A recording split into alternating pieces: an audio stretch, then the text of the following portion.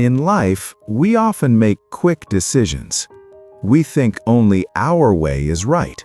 We believe that if someone has a different opinion, it must be wrong. But the truth is, every problem in life can have many solutions. When we judge others without understanding, we block our own learning. Ignoring another person's words becomes the biggest obstacle to growth. Today's story teaches us to think differently.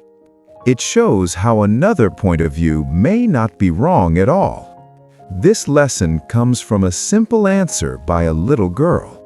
So listen carefully, because this story holds a priceless life lesson. Once upon a time, there was a small and beautiful village.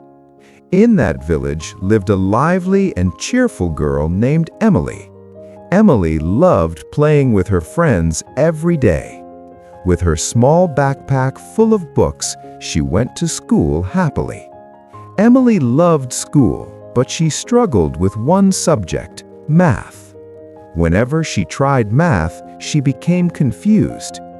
Even small additions made her count on her fingers.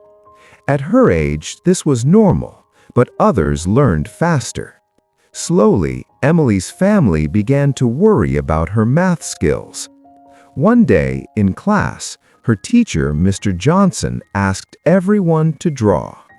The children were excited because drawing was their favorite activity. Emily focused deeply on her drawing. Math was her weakness, but drawing was her strength. In fact, Emily was the best artist in the class.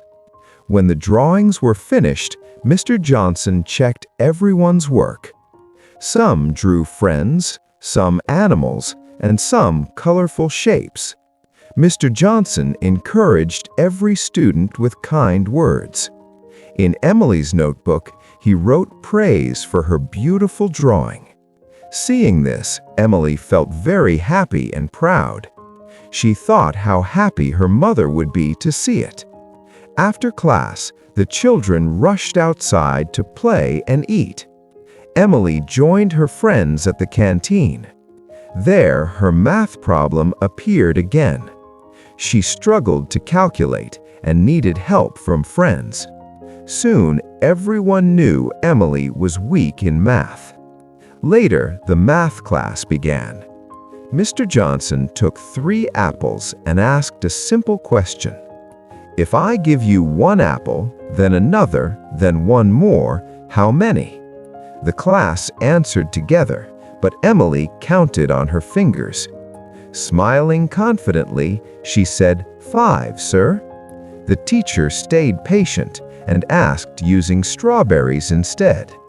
Emily counted carefully and answered, 3, sir. The teacher was pleased, but asked about apples again. He placed the apples in Emily's hand one by one. Without hesitation, Emily replied, 4, sir. This time, the teacher lost his patience.